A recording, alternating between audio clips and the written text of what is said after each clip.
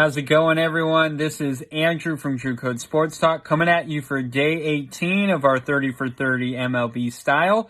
We are going to continue in the NL Central, and we are going to be talking about the Cincinnati Reds. This kind of looks like a scary team, so I'm excited to talk about them. Let's get going. All right, guys. Well, I chose the Reds for today, and boy, they got quite a bit of talent on this team. This is a scary Reds team. A few of the players that I wrote down, Luis Castillo, the starting pitcher, Eugenio Suarez, the third baseman, Nick Castellanos, the newly acquired Nick Castellanos, left fielder, Trevor Bauer, who is a starting pitcher, Sonny Gray, another starting pitcher, and Mike Moustakas, the second, who probably primarily plays second base now. Now, if you look at all those guys, first when you're talking about the hitters, Suarez, Castellanos, Moustakas, all three of them are power hitters. All three guys have potential power to hit almost 50 home runs. And when you're in a hitter's ballpark, that is a scary, scary middle of the lineup. I mean, that could be your 2, 3, 4 hitters. That could be your 3, 4, 5 hitters. However they set it up, it's going to be scary. So if you're playing the Reds in Cincinnati, watch out. There's going to be a lot of fireworks in that game, no question. Now, the starting pitchers, you have Luis Castillo, Trevor Bauer, Sonny Gray. All three guys have different strategies. Bauer can strike you out. Castillo is going to be more of the consistent guy. He can strike you out. He can ground you out however he needs to get you out. And then Sonny Gray is going to be more contact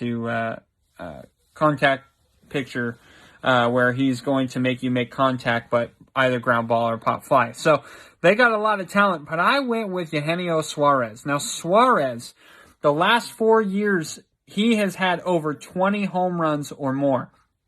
Starting in 2016, he had 21 home runs. 2017, he had 26. 2018, he had 34. And last year, he had 49 home runs, which actually ranked second in the major leagues in all of major leagues, not just the NL. So Suarez is a big-time power hitter. Now, he's not going to hit for average, but he had some good numbers last year. Last year, he hit 271. Obviously, he had the 49 home runs. He had 103 RBIs last year. That was the second year in a row that he had over 100 RBIs. And had a really good on-base percentage of 358. So, really good stuff. The last 2 years, he's really excelled. Obviously, his power numbers have improved.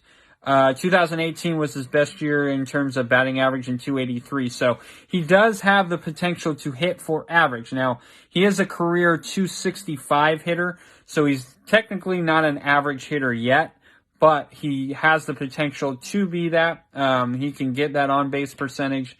But his walks have kind of diminished, so he is going to have to do that a little bit better. His strikeouts have increased a lot, so he's going to have a lot of swing and miss stuff, excuse me. So if you're, if you're a fantasy baseball player, be aware that he can strike out a lot. I mean, he could go 0 for 5 with 5 strikeouts, so just make sure you put that in the back of your mind. But Suarez has done nothing but been consistent and have been consistently progressing when it comes to his power numbers, his RBI numbers. His doubles have been very consistent. I mean, the guy has been consistent. That's all you can say. And I know a lot of people could argue, well, what about Nick Castellanos? What about Mike Moustakas? Those guys are power hitters. They're going to be just about the same. Well, I think Suarez, because he's been with the Reds for since 2015, he is going to be a guy that those guys are going to look to and say, hey, what is this ballpark about? How do we hit here? Whatever it may be. Suarez, to me, is definitely the guy to watch, and he is, right now, in my opinion, the best player on the Cincinnati Reds. All right, guys, that was day 18. Tomorrow will be day 19, and we'll continue in the NL Central.